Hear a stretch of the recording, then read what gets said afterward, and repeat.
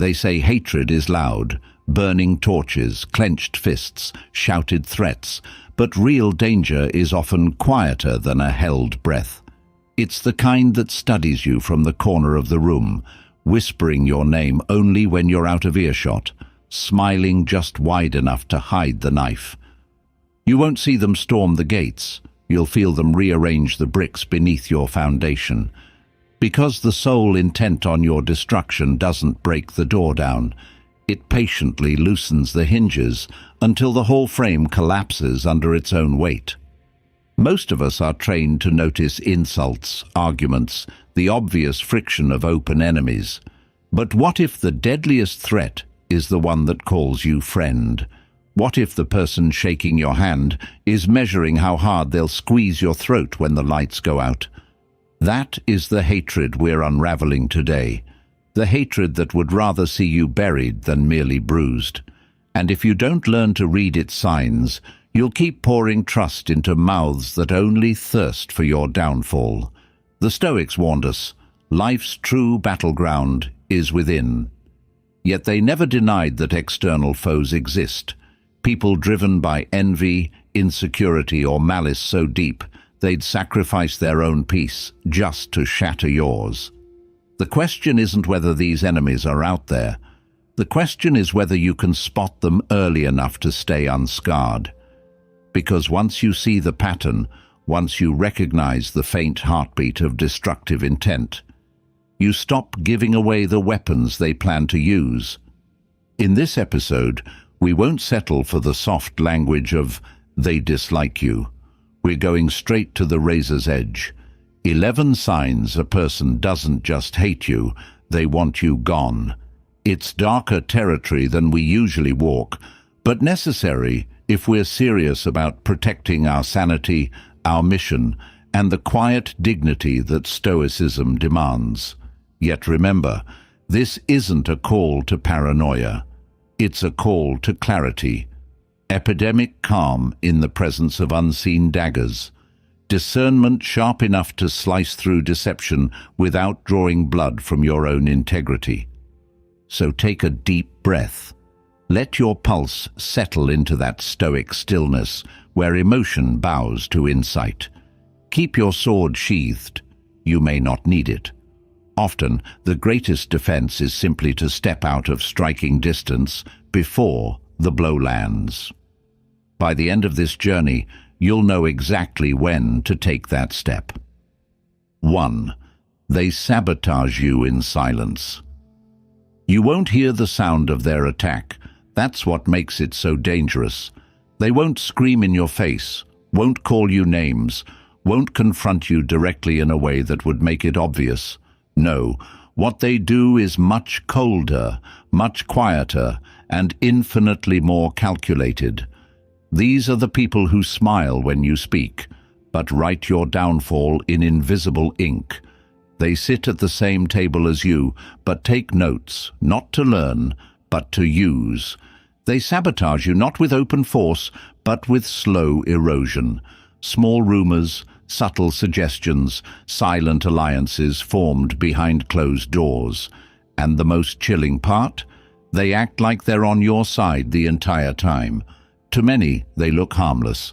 Some even admire them.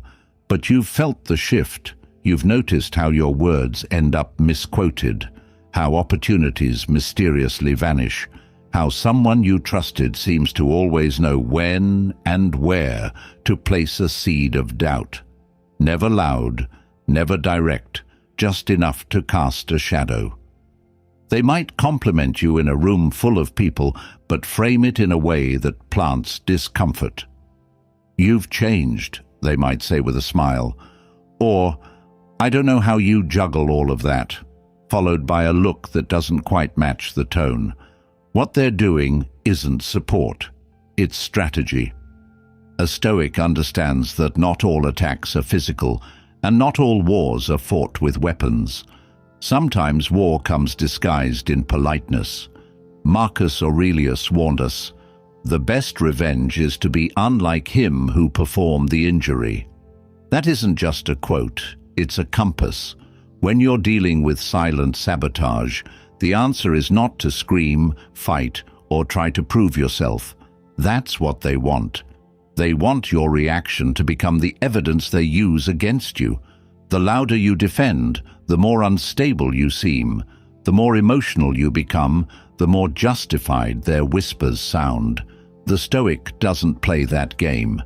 He steps back, he observes, he notices the patterns, the inconsistencies, the sudden misfortunes that always seem to circle back to one smiling face. And then he detaches, quietly, with strength, without drama, because the most powerful move against silent sabotage is silence of your own, the kind that doesn't explain, doesn't justify, doesn't invite further damage. You simply reduce access. You speak less. You guard your energy like gold. You stop giving your plans, your pain, your process to someone who's already shown they'll use it as ammunition. And here's something important to remember.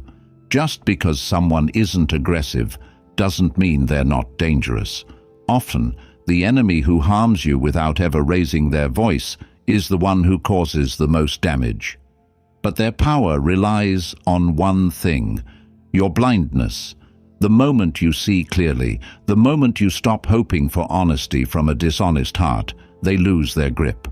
And you reclaim your peace not by exposing them, but by making yourself untouchable to them. So ask yourself, who smiles too much when things go wrong for me? Who knows things they shouldn't know? Who's always just a little too close to my missteps? Who drains my energy without ever raising their tone? That's how you begin to see the sabotage for what it is.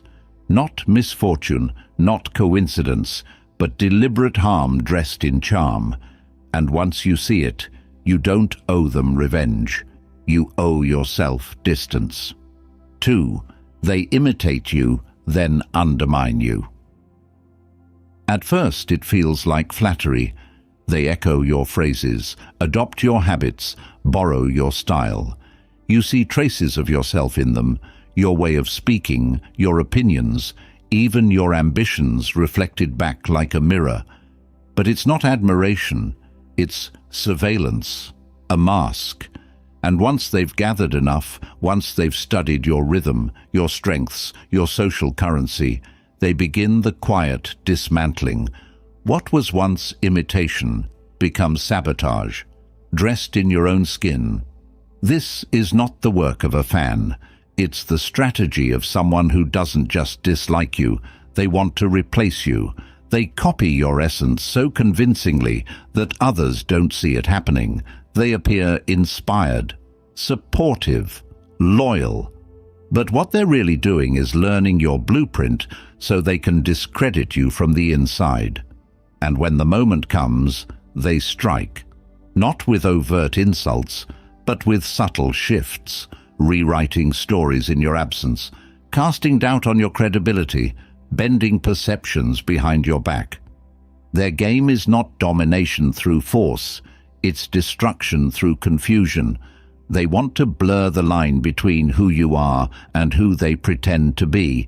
So when others begin to question your actions or integrity, the seed of doubt has already been planted. And if you respond with anger or accusation, they'll raise their hands and say, "But I'm just being like you." It's weaponized reflection, and it's dangerous. A wise man doesn't compete with copies, he simply keeps evolving. He knows that authenticity can't be duplicated because it's rooted in soul, not in mimicry. Marcus Aurelius reminds us, the best revenge is to be unlike him who performed the injury. So instead of shrinking or defending, he transcends. He keeps creating, keeps growing, keeps refining until the imitator can no longer keep up with the original. But here's the deeper truth. They don't really want to be you.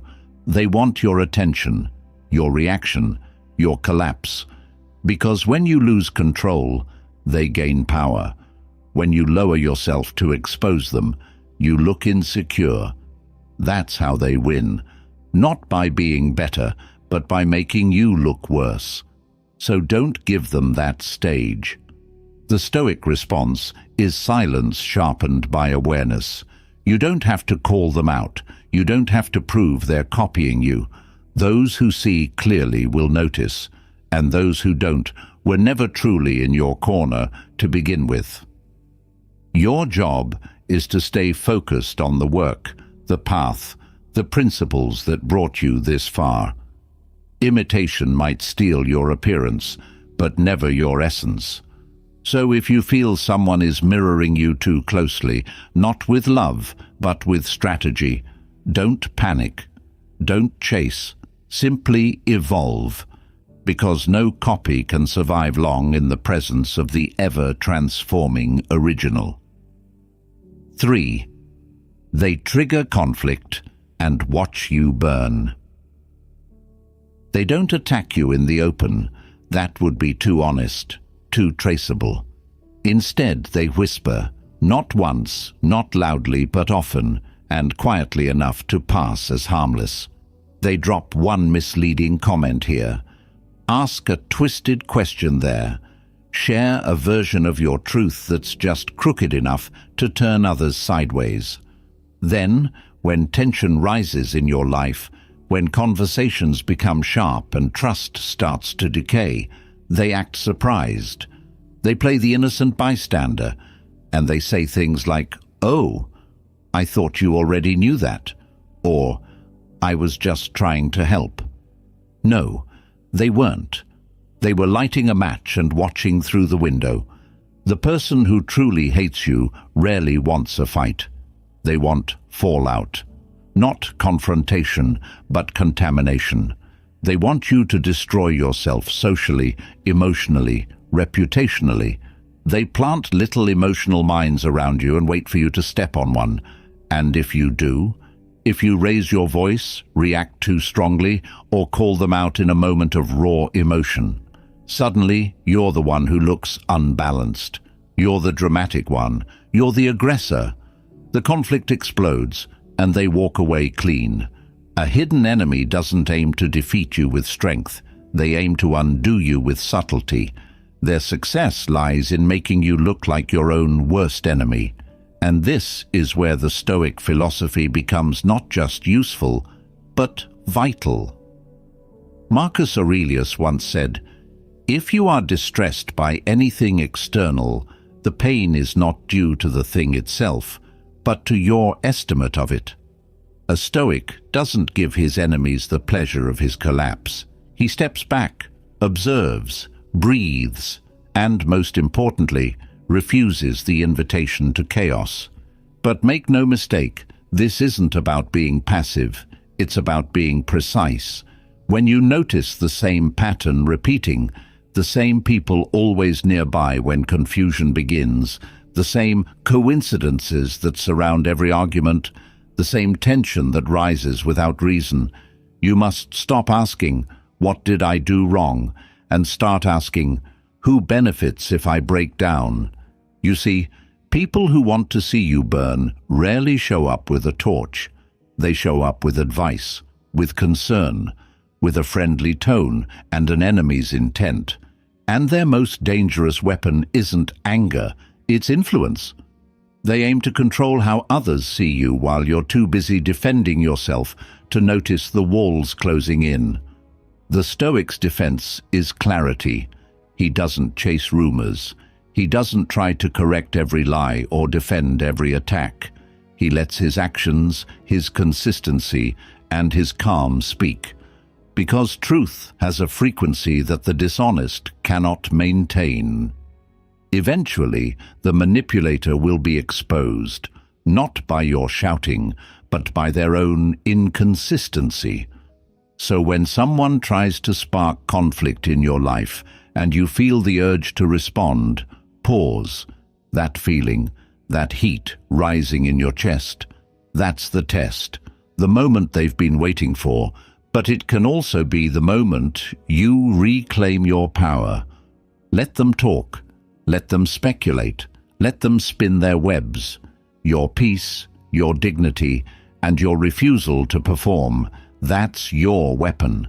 Because while they feed off drama, you are fueled by discipline, And the more you stand still in their storm, the more obvious it becomes who brought the chaos. The Stoic doesn't fear fire. He simply refuses to be consumed by it. 4. They manipulate others to turn against you. When a person's hatred crosses into something more dangerous, something darker than mere resentment, you'll see it in how they operate in silence. They won't just argue with you. They won't shout or confront you like someone honest with their dislike. Instead, they play a quieter game, a more calculated one. They begin to poison the minds of others, not with outright lies, but with suggestions, hints, the kind of comments that raise questions rather than provide answers. I don't know. Something about him just feels off. She's not who you think she is. They speak like they're protecting someone, but what they're really doing is planting seeds. Seeds that bloom into suspicion, into doubt, into disconnection. This is not confrontation. It's manipulation. And it's deadly in its subtlety. You start to feel it before you even know what's happening. People around you begin to treat you differently, and you don't know why. A coldness enters the room before you do. Eyes shift when you speak. Friends become less responsive, less open. You're left wondering, what changed? You replay your steps, review your words, trying to find the moment something went wrong. But the truth is, it didn't go wrong. It was made to look wrong. And the person pulling the strings did it so skillfully that even you start questioning yourself. This tactic is especially dangerous because it doesn't just hurt you, it isolates you. The hidden enemy knows that isolation makes a person vulnerable. When you're cut off from support, from connection, from affirmation, it's easier to destabilize you. That's why they work in shadows. That's why they aim not just at your reputation, but at your relationships. Because tearing you down isn't enough for them. They want you to feel alone while it's happening. But the Stoics offer a different kind of armor. Epictetus warned, "If evil be said of thee, and it be true, correct thyself. If it be a lie, laugh at it." A wise man does not run from slander, nor does he exhaust himself trying to control the story others tell. He knows that narrative is external. What matters is character, who you are in private, what you stand for when no one claps. Reputation is borrowed, but virtue is yours alone. So, what do you do when someone is turning others against you? You don't explain yourself to every person who starts to doubt. You don't beg for clarity or plead your case. You live, fully, honestly, consistently. The storm will pass, the fog will lift, and when it does, those who walked away will see who stood in silence with strength while others moved in manipulation. And if they don't, that's fine too, because peace comes not from being understood by everyone, but by being deeply at peace with yourself. You must learn to walk alone without bitterness, to watch the collapse of false alliances without panic, and to remain gentle in a world trying to twist you into something you're not. Let them manipulate, let them whisper, let them gather people in dark corners, but don't stoop to their level. Don't fight shadows with shadows.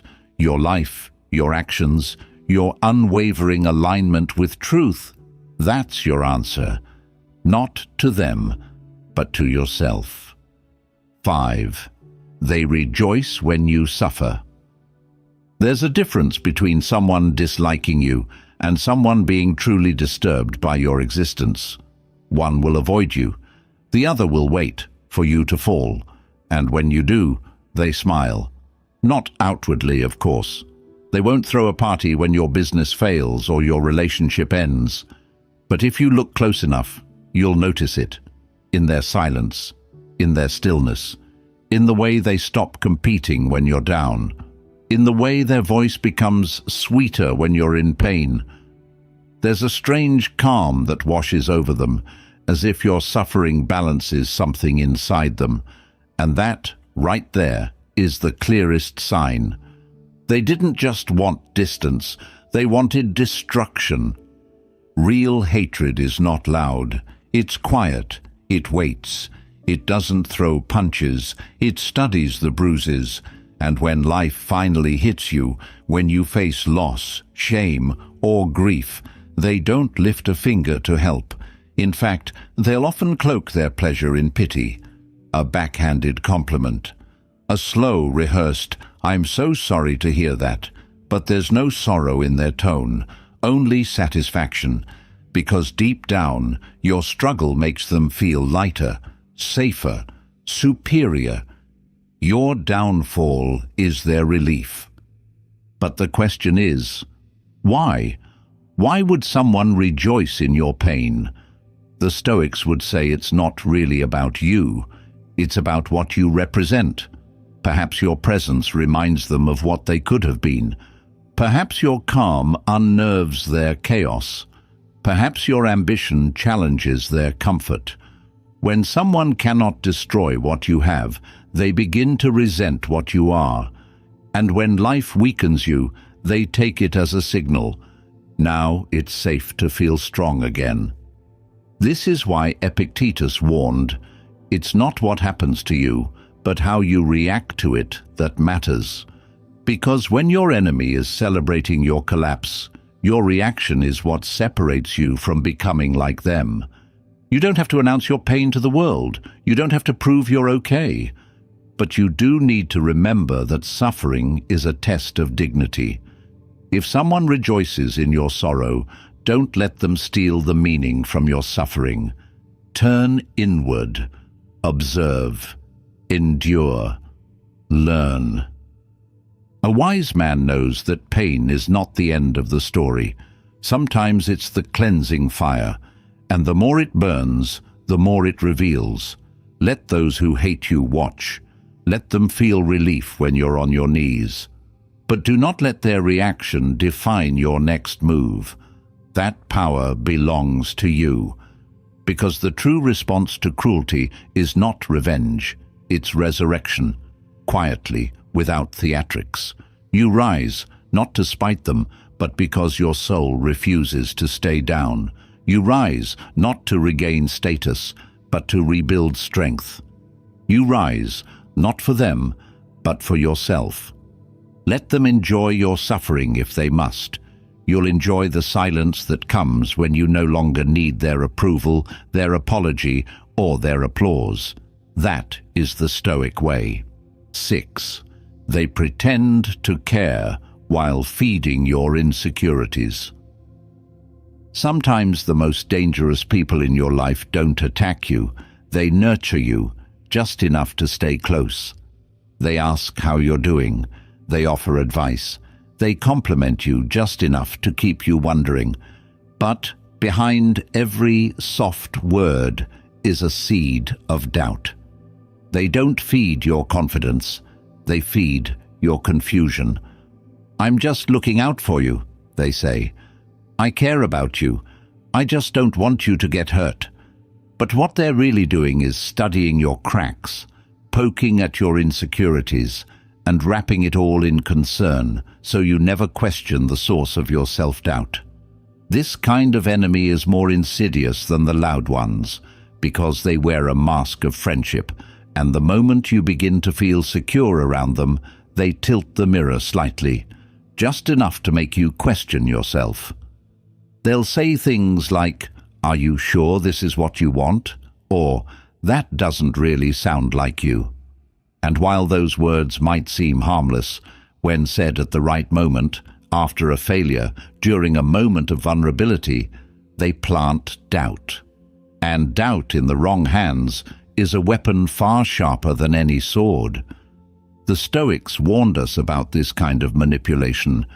They taught that true power lies in controlling your own narrative, not letting others write it for you. Seneca once said, "No man is crushed by misfortune unless he has first been deceived by prosperity." And this applies here too.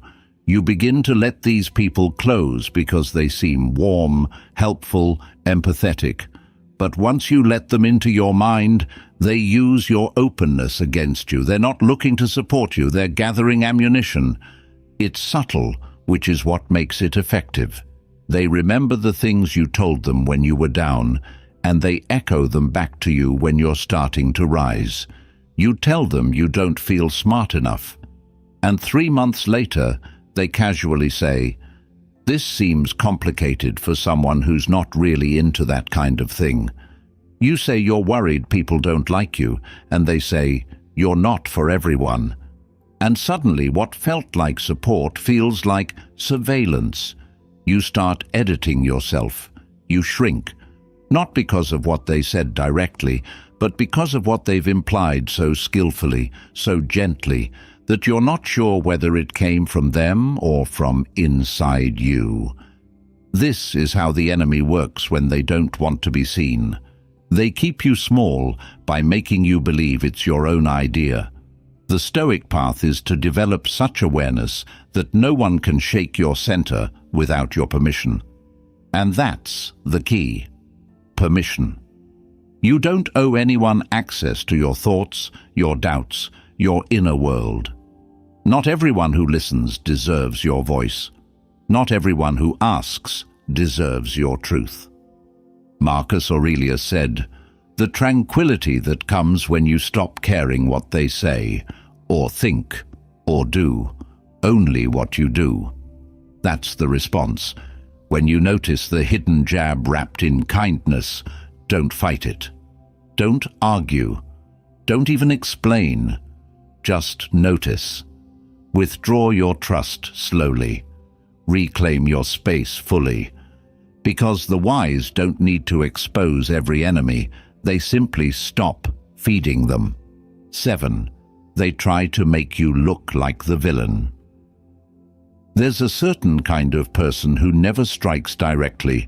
They don't shout. They don't insult. They don't fight in public. They twist.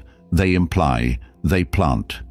And slowly, without you realizing it, they start rewriting the story, casting themselves as the misunderstood hero and you as the unstable, angry, or selfish villain. It's not just manipulation, it's character assassination by narrative. And the most dangerous part, they make you help them do it. They'll start by sharing small half-truths with others. A moment when you were frustrated becomes a story about how you're always aggressive. A boundary you set becomes, "They're just difficult to deal with." And because they say it calmly, with a tone of concern, people believe them. They look like they're just worried about you, while in reality, they're tearing your credibility apart behind your back. One conversation at a time. The Stoics warned us about reputation and why it should never become your master. Epictetus taught that our peace must come from who we are, not how we are seen. Because when your peace depends on public opinion, you'll constantly find yourself trapped, defending a version of yourself that others are determined to distort. You'll waste energy trying to correct the record, explain yourself, or prove your goodness to people who already made up their minds. And in doing so, you give your enemy exactly what they want: control over your center. When someone is committed to misunderstanding you, clarity becomes futile. They're not listening, they're gathering, not to understand, but to build a case. The Stoic response isn't to fight every falsehood. It's to live in such a way that the lies eventually dissolve under the weight of your consistency. Marcus Aurelius said, "If someone is able to show me that what I think or do is not right, I will happily change, for I seek the truth. But if someone is just attacking or misrepresenting, I am not obliged to respond." In situations like this, silence isn't weakness. It's strength in its most distilled form. You don't need to chase after every whisper or put out every fire they set in secret. You need only to remain rooted in who you are Let your calm, your integrity, your steady hand become your defense. Not for them, but for you. Because once you see what they're doing, the goal isn't to win the public battle, it's to protect your private peace. What they want is your reaction, your anger, your over-explaining. That's the fuel they burn to light their story. And every time you respond with outrage, you confirm their version of events. But when you respond with presence, when you keep showing up calm, clear, and consistent, you take the story away from them without ever having to say a word. The Stoic doesn't play games with shadows. He stays in the light, even when the crowd is confused. Because over time, the truth doesn't need to scream. It just needs to last. 8. They drain your energy. There's a subtle kind of violence that doesn't involve insults or fists. It comes in the form of exhaustion. And the worst kind of enemy isn't always the one who attacks you directly. Sometimes it's the one who stands close, pretending to be harmless, while slowly draining you of your emotional energy, your mental clarity, and your will to move forward. It's the fatigue that follows every interaction, the fog in your mind after every conversation, the sense that something important was just taken from you, even if you can't quite name what it was. These people don't operate with knives. They operate with invisible threads. They pull your attention with passive-aggressive comments. They bait you with subtle guilt. They constantly create emotional situations that require you to explain, defend, or clarify yourself. And the more time you spend in their presence, the more you realize that you're not yourself anymore. You feel reactive instead of calm, confused instead of clear, tired instead of centered. And that's no accident. That's their strategy. The Stoics taught that your peace is your power, and losing it is a sign that someone else has gotten too close to your mind. Epictetus said, "Any person capable of angering you becomes your master." But what about those who don't just anger you? What about those who leave you in a state of constant fatigue and unease? These people don't want to defeat you with confrontation. They want to disable you through depletion. You'll know you're dealing with someone like this when you start rearranging your life around them, not because they asked, but because it's the only way to preserve your sanity. You delay projects, you withdraw from others, you walk on eggshells, you spend your quiet time recovering from their presence rather than reflecting on your own growth. And eventually, you begin to lose your rhythm. That's when you need to wake up. Because a person who truly supports your peace doesn't make your soul feel like it's in a war zone. They don't confuse you. They don't make you doubt yourself. They don't need you constantly performing emotional gymnastics just to keep things from falling apart. The Stoic sees this clearly and responds not with confrontation, but with distance. Detachment, in this case, is not cruelty. It's survival. It is the conscious decision to guard your energy like it's gold, because it is. You only get so much clarity, so much focus, so much calm each day. And if someone consistently empties you, they are not a neutral presence. They are a threat. Marcus Aurelius wrote, "The tranquility that comes when you stop caring what they say, or think, or do, only what you do. The more you allow chaos to live rent-free in your mind, the less room you have for your own becoming. So step back, observe, ask yourself, do I feel more alive or more depleted after this interaction? That question alone can reveal everything. You don't need drama. You don't need an argument. You just need to stop handing your energy to people who feed on it. Your emotional space is sacred, and you must defend it with the quiet strength of someone who has finally decided to stop bleeding for people who never intend to heal. 9. They test your limits, not to understand, but to break you. Some people don't want to know you so they can connect. They want to know you so they can dismantle you, and they'll never say it directly. Instead, they push in subtle ways, asking questions that seem innocent, probing past wounds, pushing emotional buttons just to see what happens. It's not curiosity, it's weaponization. It's not connection, it's psychological mapping. Every reaction you give them is ammunition. Every boundary you hesitate to reinforce becomes an opening, and slowly, methodically, they start to play a game you didn't agree to join. This is not a debate. This is not a misunderstanding. This is someone trying to figure out how much you'll tolerate before you crack. And when they see that you avoid conflict, they push harder. When they sense that you want peace, they manufacture chaos. When they learn what triggers you, they touch it, gently at first, then more boldly. It's never about the surface topic.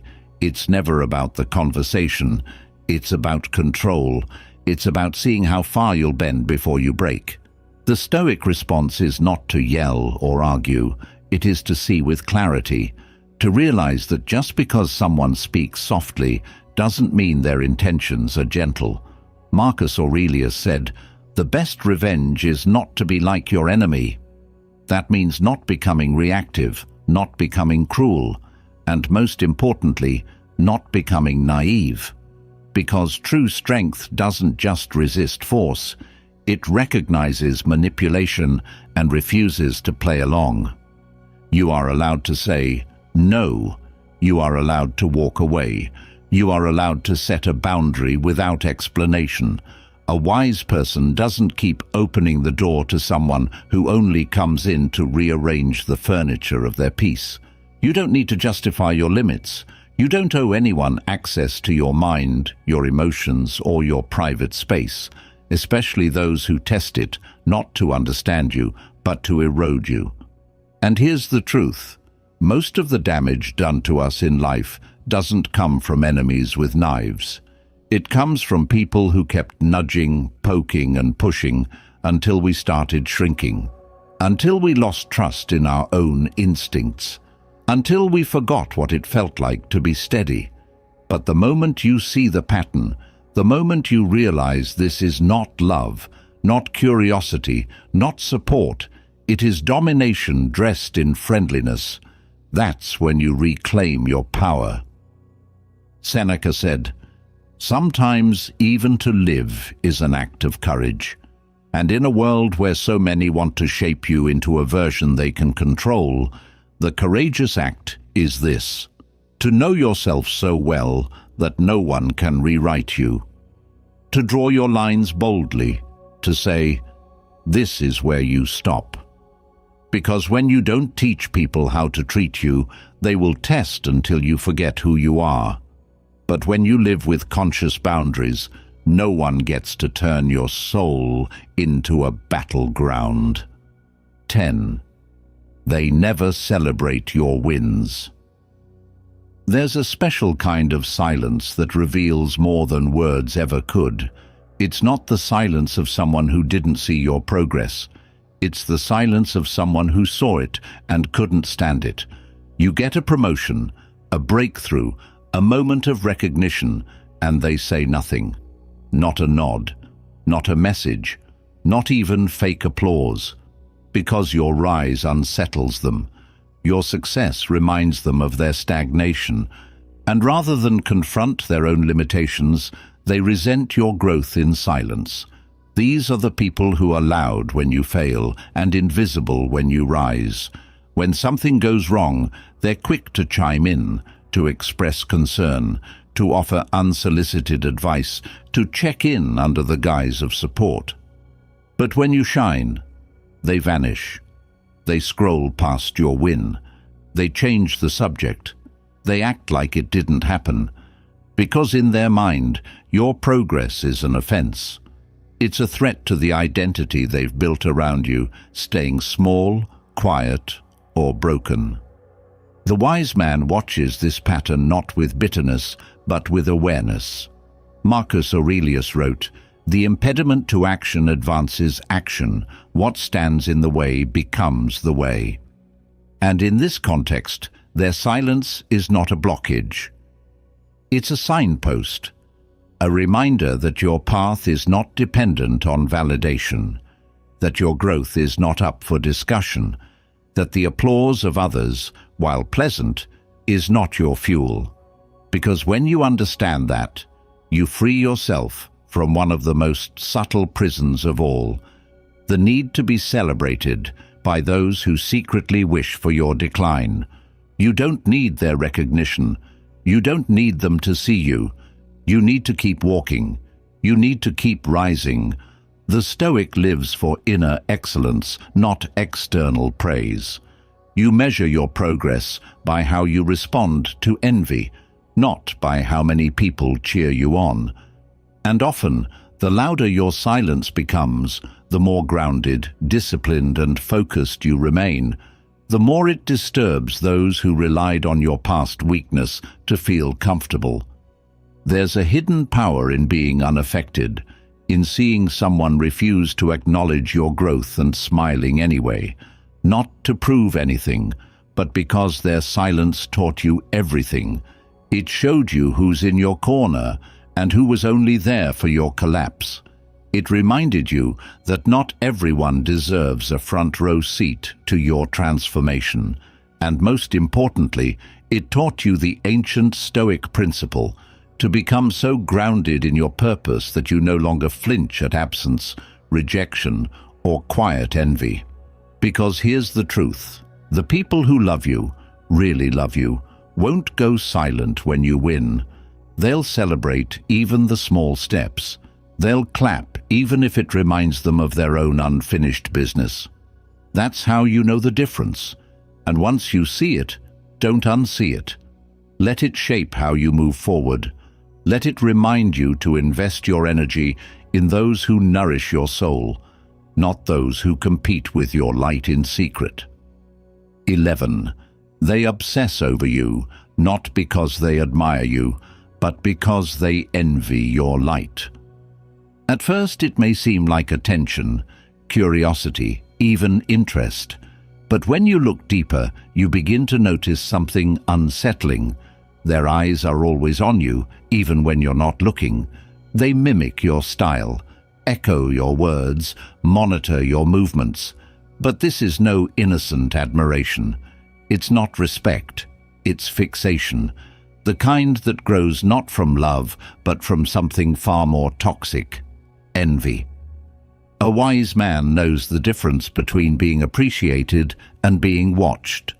There's a certain kind of person who can't stand your inner freedom because they've never tasted it. Your light, your confidence, your ability to move forward in life despite the odds. It disturbs them. Not because they want it for themselves, but because they can't bear to see you live with it. So they watch, not to learn, not to grow, but to find cracks, weak spots, openings. They don't want to build what you've built. They want to see it crumble. Carl Jung once wrote, "The brighter the light, the darker the shadow. The more you grow, the more clearly your presence will cast a shadow into the insecurities of others. But this isn't your burden to carry." Stoic philosophy reminds us again and again, we are responsible only for our own character, not the reactions it triggers in others. Epictetus taught that what disturbs people is not events, but their judgments about events. In this case, it's not your success that hurts them.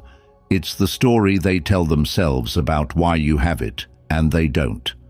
You may find yourself shrinking, unconsciously, dimming your spark, speaking less, moving more carefully, hiding joy to avoid triggering someone's hidden resentment. But that's not Stoic. That's not strength. The Stoic path demands we walk in our truth, regardless of who it unsettles. Because that discomfort, it's not yours. It belongs to the one who refuses to grow.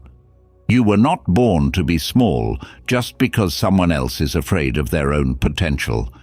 The person who obsesses over you in silence, who watches from the corners of rooms and screens, who smiles while secretly resenting your breath, they are not your enemy because they hate you.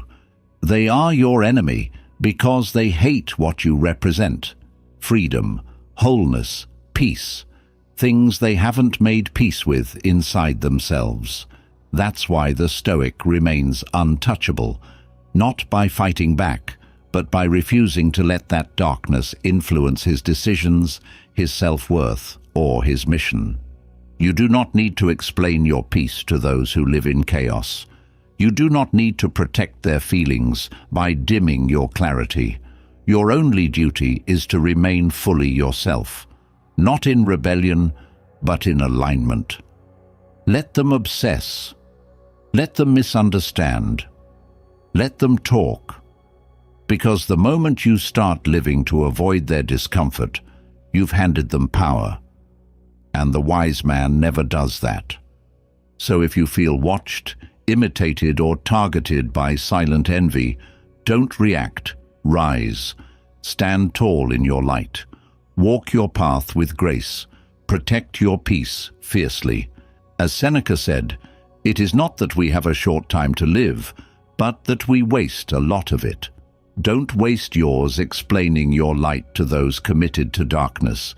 Just keep shining and let your life speak louder than their hate ever could. Some people will resent your peace more than they ever celebrated your pain. That's the truth. You could live quietly, kindly, even humbly, and they would still find a reason to despise you, not because you've wronged them, but because your very existence reminds them of everything they've refused to become. That's why the wise don't live for validation, and they don't waste time trying to correct false perceptions. They live in alignment, not approval. If there's one thing Stoic philosophy has taught us across centuries, it's this: your energy is your responsibility. You don't owe access to your presence, your dreams, or your soul to those who intend to harm it. You don't need to argue, explain, prove, or retaliate. You don't need to fight to be seen or beg to be understood. Your path is not theirs to comprehend. It's yours to walk with dignity. So let them talk, let them assume, let them twist your silence into whatever story suits their ego. You are not here to win a popularity contest. You are here to win your freedom from noise, from distraction, from the poison of needing to be liked. And in doing that, you become untouchable. Not because the world stops attacking you, but because it no longer moves you off-center. Live in a way that honors truth, not drama. Build a life that thrives in silence, not applause. Choose peace, not performance.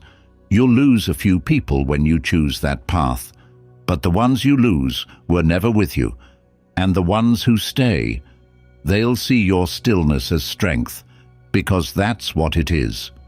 If this episode stirred something in you, a realization, a quiet shift, a call to protect your power, then I invite you to keep walking this path with me. Share this with someone who needs it. Subscribe, reflect, and return tomorrow for more clarity, strength, and Stoic insight. You don't need to be louder, just wiser. And if you are, they'll feel it, even in silence.